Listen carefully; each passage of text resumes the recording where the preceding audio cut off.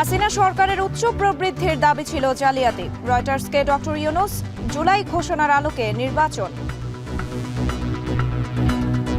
We have targeted end of this year the election to take place if we go in a short reform agenda. বাঘে আসছে না চালের বাজার, আমদানির পরেও প্রভাব নেই শীতের সবজিতে, স্বস্তি ফিরলেও মাংসে অস্বস্তি। শাকসবজি, আলু, পেঁয়াজ এগুলোর দাম অনেক কম। আগের চেয়ে মনে করো অনেক এই মাসে আমি অনেক বেশি দাম। গণ অভ্যুত্থানের আবহে সাজছে বইমেলা। স্টল বরাদ্দ পেল বঞ্চিতরা, প্যাভিলিয়ন নিয়ে বৈষম্যের অভিযোগ। President Trump is signing is the rescission of 78 Biden-era executive actions. এবং যুক্তরাষ্ট্রের জন্মসূত্রে নাগরিকত্ব বাতিলের আদেশ আটকে দিল আদালত। ট্রাম্পের নির্বাহী আদেশ সাময়িক স্থগিত।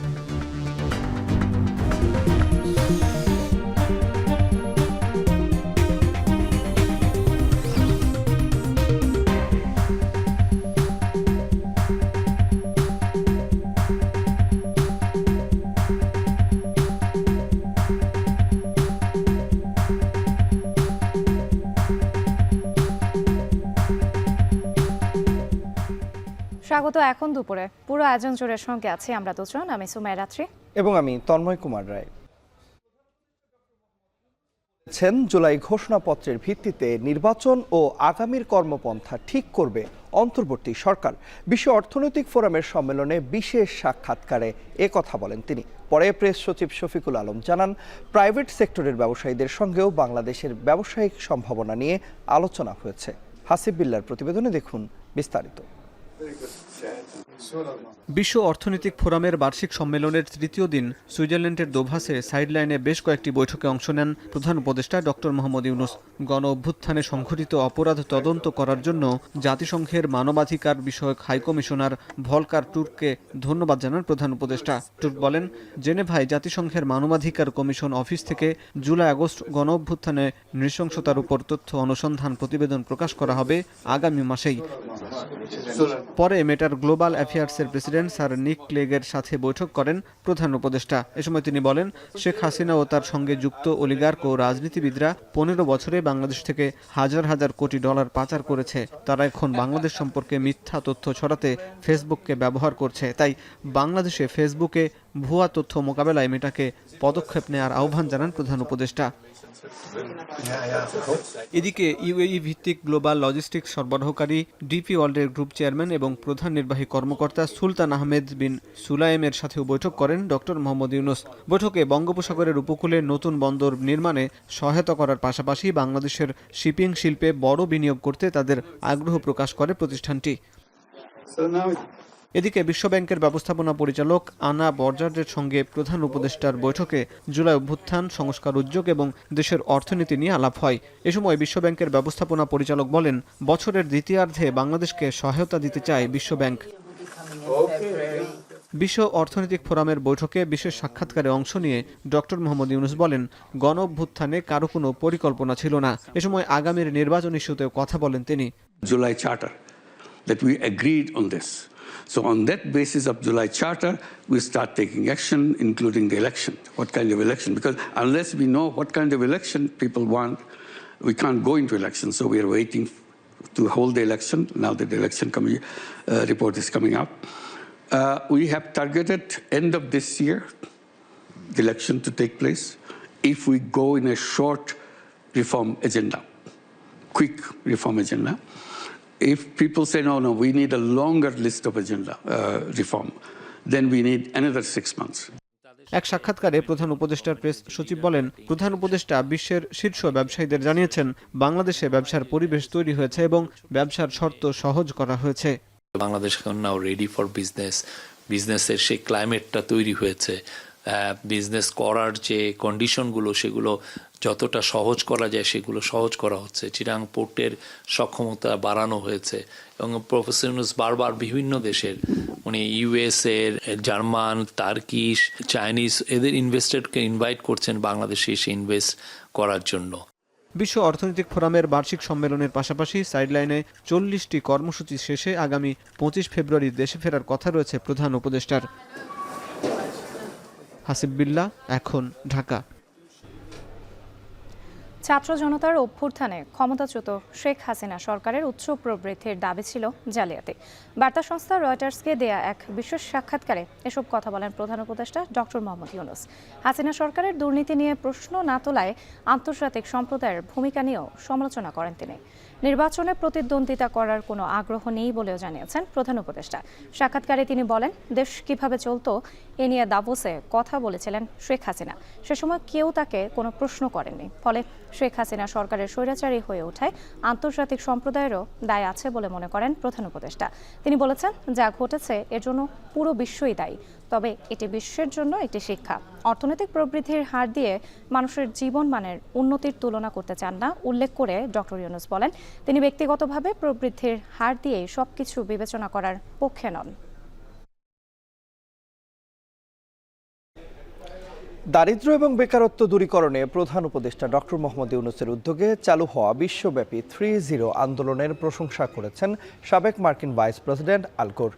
বৃহস্পতিবার সুইজারল্যান্ডের দাভোসে বিশ্ব অর্থনৈতিক ফোরামের বার্ষিক সম্মেলনের ফাঁকে আল গোর অধ্যাপক ইউনূসের সঙ্গে সাক্ষাৎ করেন। এ সময় তিনি বাংলাদেশের অন্তর্বর্তী সরকারের সংস্কার কর্মসূচিকে সমর্থন করার অঙ্গীকার ব্যক্ত করেন। সাক্ষাৎকারে তারা জুলাই অভ্যুত্থানে বাংলাদেশের সংস্কার কর্মসূচি এবং নির্বাচন ও ভূ রাজনৈতিক বিষয় নিয়ে আলোচনা করেন। সাবেক মার্কিন ভাইস প্রেসিডেন্ট সংস্কার এবং অবাধ ও সুষ্ঠু নির্বাচনের মাধ্যমে বাংলাদেশের গণতান্ত্রিক রূপান্তরকে সমর্থন করার কথা জানান। এ সময় আল গোরকে জুলাই অভ্যুত্থানের সময় আঁকা গ্রাফিতি ও দেয়ালচিত্রের উপর ভিত্তি করে রচিত শিল্পকর্ম সংকলন দ্য আর্ট অফ ট্রায়াম্ফ বইটি উপহার দেন অধ্যাপক ইউনূস। খালেদা জিয়ার শারীরিক অবস্থা এখন আগের চেয়ে অনেকটা ভালো। শুক্রবার রাতে হাসপাতাল থেকে বাসায় ফিরতে পারেন বিএনপি চেয়ারপারসন বেগম খালেদা জিয়া। লন্ডনের দ্য লন্ডন ক্লিনিকের সামনে সাংবাদিকদের এই কথা জানান ডক্টর AZM জাহিদ হোসেন। তিনি জানান, নতুন করে আরও কিছু পরীক্ষা নিরীক্ষা দেওয়া হয়েছে।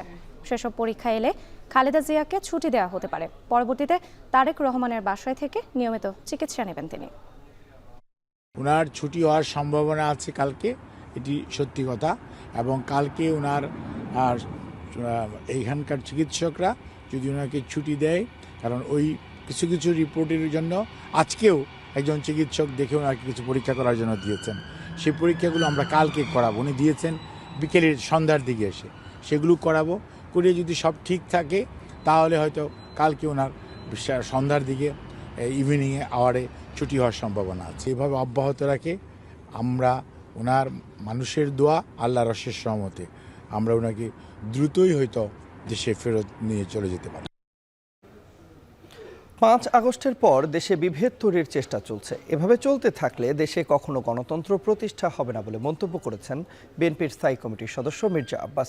কোকোর মৃত্যুবার্ষিকী উপলক্ষে আয়োজিত আলোচনা সভায় কথা বলেন তিনি। এদিকে অন্তর্বর্তী সরকারের মধ্য থেকে কিংস পার্টি তৈরির চেষ্টা চলছে বলে মন্তব্য করেছেন বিএনপির জ্যেষ্ঠ যুগ্ম মহাসচিব রুহুল কবির রিজভী। সকালে বনানীতে আরাফাত রহমান কোকোর মৃত্যুবার্ষিকীতে শ্রদ্ধা জানাতে গিয়ে তিনি আরও বলেন, প্রশাসনের নিয়োগের ক্ষেত্রে বিশেষ এক রাজনৈতিক দলকে প্রাধান্য দিচ্ছে সরকার। আমরা এও শুনেছি যে উপদেষ্টাদের মধ্যে থেকে চেষ্টা করা হচ্ছে যে একটা কিংস পার্টি করার। তারপরে বিভিন্ন ক্ষেত্রে আমরা দেখেছি বিভিন্ন জায়গায় প্রশাসনের বিভিন্ন ক্ষেত্রে নিয়োগের ক্ষেত্রে বিশেষ কোনো রাজনৈতিক দলকে তারা প্রাধান্য দিচ্ছেন বা ইয়ে করছেন। তো এগুলো দেখে কি বলতে পারে না, রাজনীতিবিদরা বলতে পারে না যে সরকারের নিরপেক্ষতা নিয়ে প্রশ্ন তুলতে পারে না? বলতে পারে। এগুলো ঠিক করুন। 2007 সালে 1/11 যে ভয়াবহ পরিণতি, এটা বিএনপির চেয়ে কেউ বেশি ভোগ করে নাই। বিএনপির প্রতিটি নেতা কর্মী, সাধারণ কর্মী থেকে শুরু করে আমাদের দেশ নেত্রী বেগম খালেদা জিয়া পর্যন্ত এই 1/11 সাল থেকে রেহাই পায় নাই। এই 5 আগস্টের পরে আজকে যদি করতে থাকেন তাহলে কিন্তু দেশের গণতন্ত্র কোনদিন চেহারা দেবে না। জামায়াতে ইসলামের আমির ডাক্তার শফিকুর রহমান বলেছেন, জামায়াতকে ভোট দিয়ে ক্ষমতায় আনলে সারা দেশের সমতার ভিত্তিতে উন্নয়ন করা হবে। কুড়িগ্রাম সরকারি কলেজ মাঠে জামায়াতের কর্মী সমাবেশে তিনি বলেন, আওয়ামী লীগ কাউকে ছাড় দেয়নি, 18 কোটি মানুষের উপর জুলুম করেছে। ফ্যাসিস্ট সরকারের কারণেই তিস্তা মহাপরিকল্পনা বাস্তবায়ন হয়নি। ক্ষমতার শেষ মুহূর্ত পর্যন্ত মানুষ খুন করে তারা ক্ষমতায় থাকতে চেয়েছে। আমরা পরিষ্কার বলতে চাই, আল্লাহ যদি আপনাদের ভালোবাসা সিক্ত হয়ে, দেশবাসীর ভালোবাসা সিক্ত হয়ে আমাদের উপর মেহেরবানি করেন, আর যদি এই দেশের খেদমতের দায়িত্ব দেন, ইনশাআল্লাহ তাআলা লাজিম প্রেসিডেন্ট প্রধানমন্ত্রীর মুখ দেখে কোনো এলাকার উন্নয়ন হবে না। জনগণের ন্যায্য প্রয়োজনকে বিবেচনায় নিয়ে সমন্বিত সুষম উন্নয়ন হবে ইনশাআল্লাহ। রাজধানীর কেন্দ্রীয় শহীদ মিনারে সরকারি প্রাথমিক বিদ্যালয়ের সহকারী শিক্ষকদের 10ম গ্রেডের দাবিতে শিক্ষক সমাবেশ চলছে। এ নিয়ে বিস্তারিত জানাতে আমাদের সঙ্গে যুক্ত আছেন সহকর্মী রকিবুল রাহাত। চলে যাচ্ছি তার কাছে। রাহাত, শিক্ষকদের দাবির বিষয়ে তাদের সঙ্গে সরকারের পক্ষ থেকে কেউ কথা বলেছেন কিনা, বিস্তারিত জানাবেন।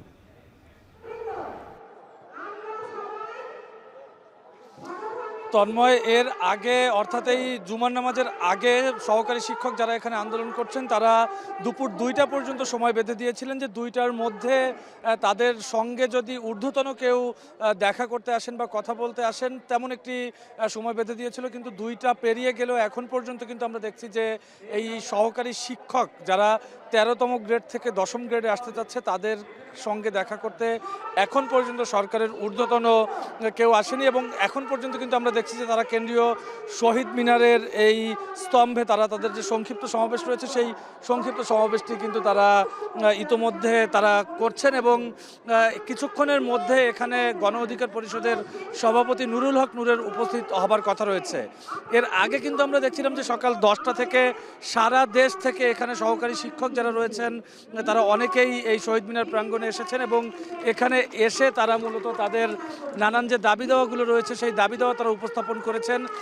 তাদের দাবি দেওয়ার মধ্যে প্রথম দাবি কিন্তু তারা চাচ্ছেন যে তারা যে 13তম গ্রেডে রয়েছেন সেই 13তম গ্রেড থেকে তাদেরকে উন্নীত করে 10ম গ্রেডে আনার দাবি তারা এখানে করছেন। এবং একই সঙ্গে তারা বলছেন যে যেহেতু সরকারি চাকরিতে তারা এখন পর্যন্ত 3য় শ্রেণীতে রয়েছে, সেই 3য় শ্রেণী থেকে তাদেরকে যেন 2য় শ্রেণীতে উন্নীত করা হয় সেই দাবিটিও কিন্তু তারা করছেন। এবং একই সঙ্গে বেশ কয়েকজন আমাদেরকে অভিযোগ করেছেন এখন তাদেরকে যে পরিমাণ সুযোগ সুবিধা বা বেতন ভাতা দেওয়া হয় সেটি মোটামুটি অসম্মানের।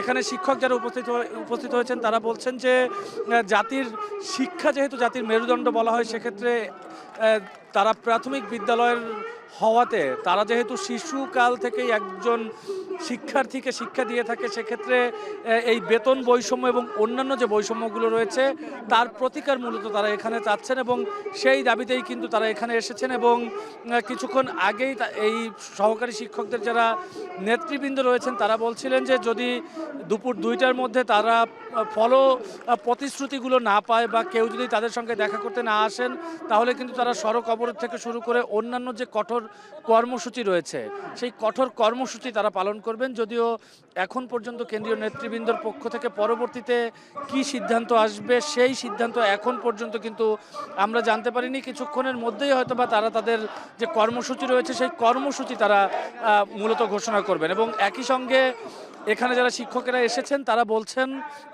যেহেতু প্রধান শিক্ষক অর্থাৎ প্রাথমিকের প্রধান শিক্ষকই এখন পর্যন্ত 10ম গ্রেড পর্যন্ত রয়েছে সেক্ষেত্রে তারা বলছেন যে এই বিষয়টি অর্থাৎ যারা সহকারী শিক্ষক রয়েছেন সেই সহকারী শিক্ষকদের 10ম গ্রেডে উন্নতির জন্য আর কি করা দরকার সেই বিষয়ে কিন্তু তারা একটি দিক নির্দেশনা এই শিক্ষক সমাবেশ থেকে যাচ্ছেন। এবং এখানে যারা রয়েছেন তারা বলছেন যে তারা 2017 সাল থেকে এই 10ম গ্রেডে উন্নতির দাবি করে আসছেন কিন্তু এর আগের সরকারও এই বিষয়টির উপর কর্ণপাত করেনি। সেক্ষেত্রে এই অন্তর্বর্তী সরকার যেহেতু তারা বৈষম্যহীন বাংলাদেশ গড়ার একটি প্রতিশ্রুতি নিয়ে এসেছে সেক্ষেত্রে তারা দাবি করছেন যে তাদেরকে যেন 13তম গ্রেড থেকে 10ম গ্রেডে উন্নতি করা হয়। এই ছিল কেন্দ্রীয় শহীদ মিনার থেকে আমার কাছে সবশেষ। তন্ময়, শুক্রবার ছুটির দিনে সকাল থেকে দর্শনার্থী ও ক্রেতায় জমজমাট হয়ে উঠেছে ঢাকা আন্তর্জাতিক বাণিজ্য মেলা। সে বিষয়ে আরও জানাতে সরাসরি যুক্ত হচ্ছেন তহিদুল তারেক। ছুটির দিন মানেই দর্শনার্থী ও ক্রেতাদের ভিড়, সেক্ষেত্রে আজ কেমন ভিড় দেখছেন এবং একই সাথে জানতে চাই বেচা বিক্রি কেমন দেখছেন?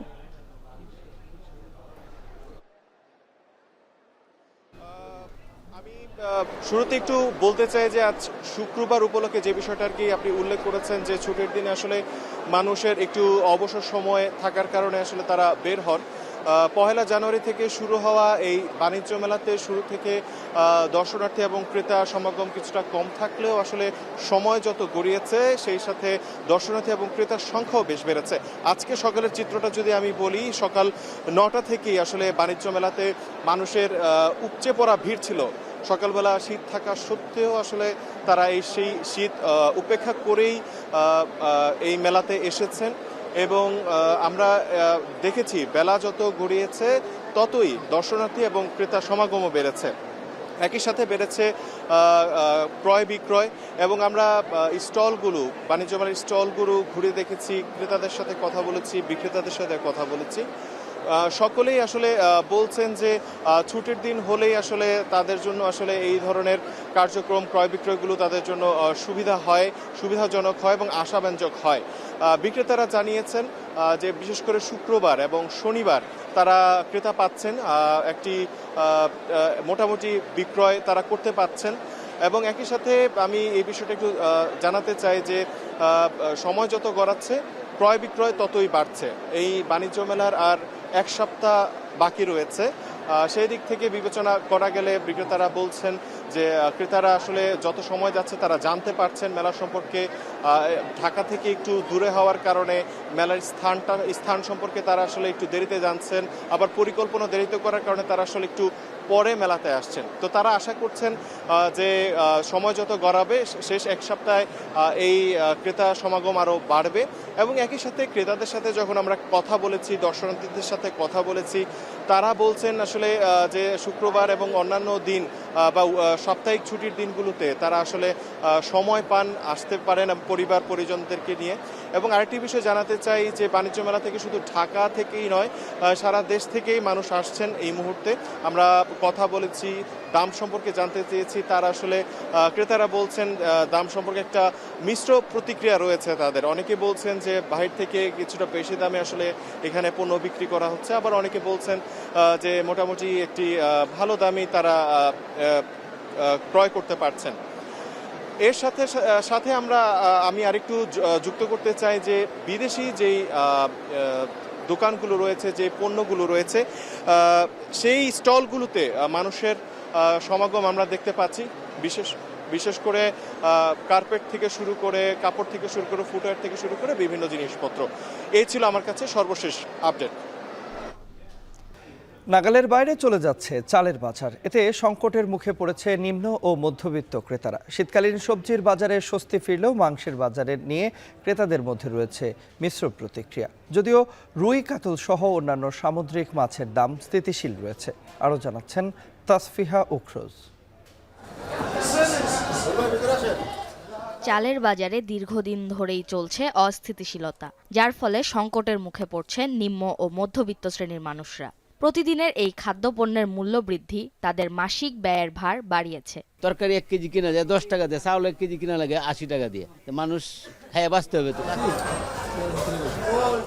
ভারত, মিয়ানমার থেকে আমদানিকৃত চাল পর্যাপ্ত নয় দাবি করে বিক্রেতারা বলেন, সরু বা মিনিকেট চাল 80 থেকে 90 টাকায়, নাজির শাল 70 থেকে 85 টাকায় এবং মোটা চাল 58 থেকে 60 টাকা কেজি দরে বিক্রি হচ্ছে। বাইরে থেকে মাল আসলে আসতে আছে কম। আমরা মোটামুটি নাজির শালটা পাইছি, এখনো দাম ওরকম কমে নাই, আগের মতো দাম আছে এমনি। বিগত 15-20 দিনে যে দাম বাড়ছে এখন ওইটাই বলবোধ আছে। শীতকালীন সবজি ও মাছের বাজারে স্বস্তির নিঃশ্বাস ফেলছেন ক্রেতারা। গেল সপ্তাহে যে বড় ইলিশ বিক্রি হয়েছে 2500 টাকা কেজি দরে, এ সপ্তাহে তার দাম 2100 থেকে 2200 টাকা। রুই, কাতলা সহ অন্যান্য সামুদ্রিক মাছের দামও স্থিতিশীল। গত সপ্তাহে যে দাম ছিল এখন ওই একই লেভেলে আছে। গত সপ্তাহে বিক্রি করছে 2700-2800 টাকা কেজি 1 কেজির উপরে, আজকে বিক্রি করতেছি 2500 টাকা কেজি। তবে গরুর, খাসির মাংস ও মুরগির বাজারে বাড়তি দাম নিয়ে অখুশি ক্রেতারা। ব্রয়লার মুরগি বিক্রি হচ্ছে 200 থেকে 220 টাকায়, যা গেল সপ্তাহে ছিল 185 থেকে 190 টাকার মধ্যে। মুরগি সামান্য বাড়তি, আগে 70 টাকা ছিল, এখন 80-90 এরকম। হ্যাঁ, ব্রয়লার ডিম আগের থেকে নিয়ন্ত্রণ আগের মতন চলতেছে, আপনার 90-200 এরকমই বাজার চলতেছে। শীতকালীন সবজি ও মাছের বাজারে স্বস্তি থাকলেও মাংসের বাজারে ক্রেতাদের অসন্তোষ এখনও কাটেনি। তাজফিহা উখরোজ, এখন, ঢাকা। এবারের বইমেলা সাজানো হচ্ছে 24-এর গণ অভ্যুত্থানের আবহে। বাংলা একাডেমি ও সোহরাওয়ার্দী উদ্যান প্রসঙ্গে চলছে স্টল তৈরির কাজ। বিগত বছরে যেসব প্রকাশনা প্রতিষ্ঠান বঞ্চিত হয়েছে, এবার তারাও পেয়েছে স্টল বরাদ্দ। মেলায় অংশগ্রহণকারী প্রকাশনা প্রতিষ্ঠান বেড়েছে 49টি আর স্টল ইউনিট 111টি। তবে দূর হয়নি প্যাভিলিয়ন বৈষম্য। বৈষম্য বিরোধী সৃজনশীল প্রকাশক সমিতি বলছে, বিগত স্বৈরাচার সরকার দলীয় লোকদের সুবিধা দিতেই প্যাভিলিয়ন সংস্কৃতি তৈরি করে। এদিকে বইমেলায় শৃঙ্খলা ফেরাতে চায় বাংলা একাডেমি। ফরহাদ বিন নূর জানাচ্ছেন বাকিটা।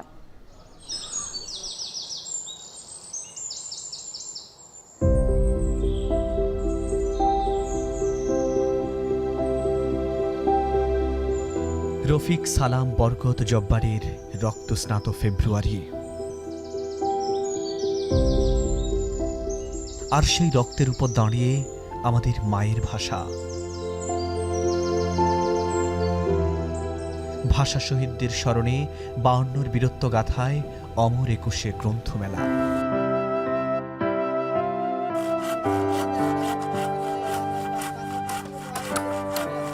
এই যে শ্রমিকের নিরলস পরিশ্রম আর কারিগরের সুনিপুণ হাতের ছোঁয়া, বাংলা একাডেমি প্রাঙ্গণ আর সোহরাওয়ার্দী উদ্যানে ছোটাছুটি, তা সবই 2025-এর বইমেলাকে ঘিরে। শহীদ আবু সাঈদ, মীর মুগ্ধ ও ওয়াসিম সহ হাজারো প্রাণের বিনিময়ে এক শোষণমুক্ত বাংলাদেশে প্রাণের মেলার আয়োজন।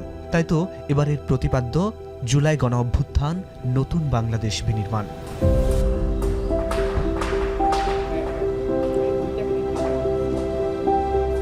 কিন্তু যে আকাঙ্ক্ষায় হাজারো প্রাণের বলিদান আর অজস্র আহতের আর্তনাদ, অভ্যুত্থান পরবর্তী বইমেলায় তা কতটুকু পূর্ণ হলো?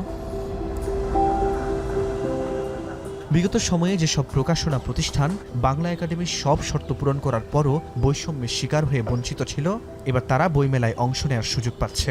বাংলা একাডেমির তথ্য বলছে, এবার বইমেলায় অংশগ্রহণকারী প্রকাশনা প্রতিষ্ঠান বেড়েছে 49টি আর স্টল ইউনিট 111টি, যেখানে মোট প্রতিষ্ঠান 691টি এবং মোট ইউনিট 1057টি। বছরের পর বছর কেবলমাত্র ভিন্ন চিন্তার অজুহাতে কোনো ধরনের ব্যাখ্যা না দিয়ে বারবার স্টল বরাদ্দ দেওয়া হয় নাই, একবারের জন্য স্টল বরাদ্দ দেওয়া হয় নাই। অথচ অনেক মানুষ অনেক স্টল বরাদ্দ পেয়েছে, যাদের শুধুমাত্র দলীয় লেজুর ভিত্তি এবং চিন্তাগত ঐক্যের কারণে। সবাই অংশ নেওয়ার সুযোগ পেলেও দূর হয়নি প্যাভিলিয়ন বৈষম্য। এবারও 35টি প্যাভিলিয়ন ছড়িয়ে ছিটিয়ে থাকবে মেলার মূল অংশে। বৈষম্য বিরোধী সৃজনশীল প্রকাশক সমিতি বলছে, বিশ্বের কোনো বইমেলায় প্যাভিলিয়ন সংস্কৃতি না থাকলেও গত এক দশকে তৎকালীন ক্ষমতাসীন দলের মদদপুষ্ট সুবিধাভোগী প্রকাশকদের প্যাভিলিয়ন বরাদ্দ দিত Bangla academy. 1 unit, 2 unit, 3 unit বা 4 ইউনিট স্টলগুলি থাকছে, যেভাবে হঠাৎ করে মধ্যখানে একটা বড় প্যাভিলিয়ন, স্বাভাবিকভাবেই কিন্তু এটা একটি দৃষ্টিকটু ব্যাপার। এদিকে এবার কাগজ ও কালির দাম গতবারের মতোই থাকায় বইয়ের দাম বাড়ার সুযোগ নেই বলে জানান প্রকাশকরা। ওর মধ্যেই থাকবে, এক্সট্রা কোনো দাম হচ্ছে তো যুক্ত হওয়ার কোনো যুক্তিসঙ্গত কারণ নেই। প্রতিষ্ঠান এবং স্টলের দিক দিয়ে এ যাবৎকালের সবচেয়ে বড় বইমেলা হতে যাচ্ছে এবার বলে দাবি বাংলা একাডেমির। এগুলো বিবেচনায় ছিল এবং সেখানে কিছু অভিযোগও ছিল, কিন্তু আমাদের বইমেলার পরিচালনা কমিটি সমস্ত অভিযোগগুলোকে নিষ্পত্তি করার চেষ্টা করেছেন। যতজন আবেদন করেছে ততজনকে আমরা পারিনি, কিন্তু কমিটির সিদ্ধান্তের ভিত্তিতে যথাসম্ভব বেশি পরিমাণ প্রকাশককে আমরা এবার বইমেলায় নেয়ার চেষ্টা করেছি। জুলাই গণ অভ্যুত্থানের আবহে সাজানো হচ্ছে এবারের বইমেলা। গতবার যেখানে নানান বিশৃঙ্খলার অভিযোগ ছিল, এবার সেখানে শৃঙ্খলা ফেরাতে চায় বাংলা একাডেমি। সব মিলিয়ে পাঠক প্রকাশকের সত্যিকারের প্রাণের মেলায় পরিণত হোক এবারের বইমেলা, প্রত্যাশা সেটি। ফরহাদ বিন নূর, এখন, ঢাকা। এবারে আন্তর্জাতিক। যুক্তরাষ্ট্রে অবৈধ অভিবাসীদের সন্তানদের জন্মসূত্রে নাগরিকত্ব বাতিলে ডোনাল্ড ট্রাম্পের নির্বাহী আদেশ 14 দিনের জন্য স্থগিত করেছে দেশটির আদালত। যদিও আদালতের এই রায়ের বিরুদ্ধে আবেদন করবেন বলে প্রতিক্রিয়া জানিয়েছে নয়া মার্কিন প্রেসিডেন্ট। এদিকে সুইজারল্যান্ডের দাভোসে বিশ্ব নেতাদের উদ্দেশ্যে ডোনাল্ড ট্রাম্প বলেছেন, মার্কিন মুলুকে কারখানা স্থাপন করে নিজস্ব পণ্য উৎপাদন শুরু করলে চড়া আমদানি শুল্ক আরোপ করবেন তিনি। সতীর্থ কর্মকারের প্রতিবেদনে দেখুন বিস্তারিত। 20 জানুয়ারি শপথ নেওয়ার পর যুক্তরাষ্ট্রে অবৈধ অভিবাসীদের সন্তানদের জন্মসূত্রে নাগরিকত্ব পাওয়ার সুযোগ বাতিল করে নির্বাহী আদেশ জারি করেন প্রেসিডেন্ট ডোনাল্ড ট্রাম্প। সাথে সাথে এই নির্বাহী আদেশকে চ্যালেঞ্জ জানায় ডেমোক্র্যাট নিয়ন্ত্রিত 22 অঙ্গরাজ্য। আইনি লড়াইয়ে সামিল হয় বিভিন্ন নাগরিক অধিকার সংগঠনও।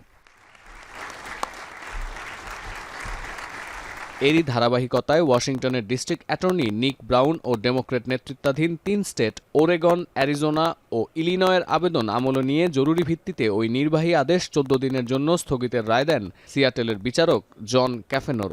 রায়ের পর অ্যাটর্নি জেনারেল নিক ব্রাউন দাবি করেন, অবৈধ অভিবাসীদের সন্তানদের জন্মসূত্রে নাগরিকত্ব বাতিল কার্যকর হলে তা সংবিধান পরিপন্থী হতো। যদিও প্রতিক্রিয়ায় ডোনাল্ড ট্রাম্প বলেছেন, অবিলম্বে এই রায়ের বিরুদ্ধে আপিল করবে তার প্রশাসন। No, obviously we'll appeal it. They put it before a certain judge in Seattle, I guess, right? And there's no surprises with that judge. এদিকে এবার ইউক্রেন ইস্যুতে মুখ খুলেছেন ট্রাম্প। যুদ্ধবন্ধে রুশ প্রেসিডেন্ট ভ্লাদিমির পুতিনের সাথে সাক্ষাৎ করতে উদ্গ্রীব হয়ে আছেন বলে জানান তিনি। পাশাপাশি পশ্চিমা সামরিক জোট নেটোতে অর্থ বরাদ্দ দেওয়ার বিষয়ে এখনও সিদ্ধান্তে আসতে পারেননি বলেও মন্তব্য করেন ট্রাম্প।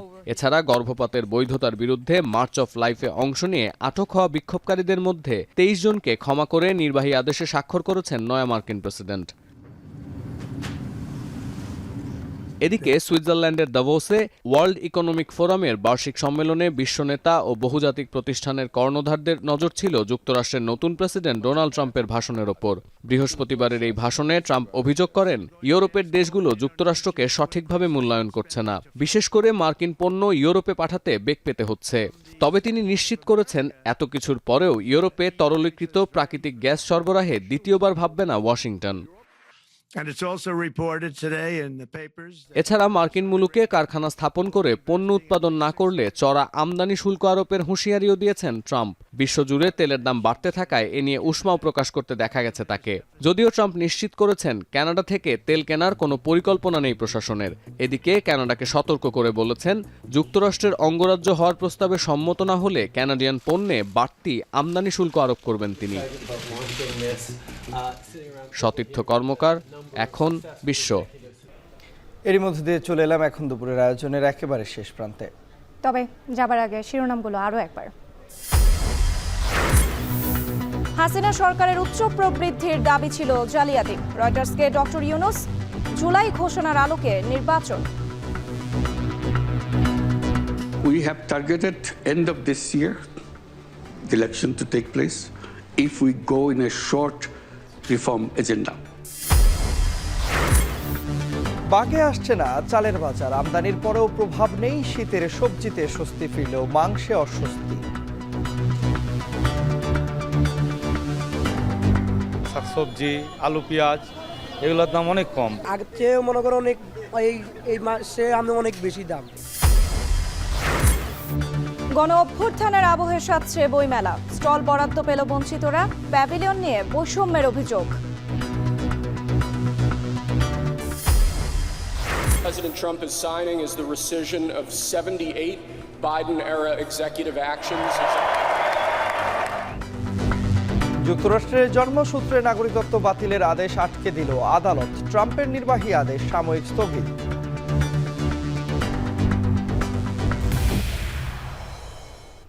এ ছিল এখন দুপুরের আয়োজনে। এখন টেলিভিশন ওয়েবসাইটে দেখতে ভিজিট করুন www.ekhon.tv। ফেসবুকে দেখুন facebook.com/tv.ekhon আর ইউটিউবে দেখুন youtube.com/c/ekhon tv।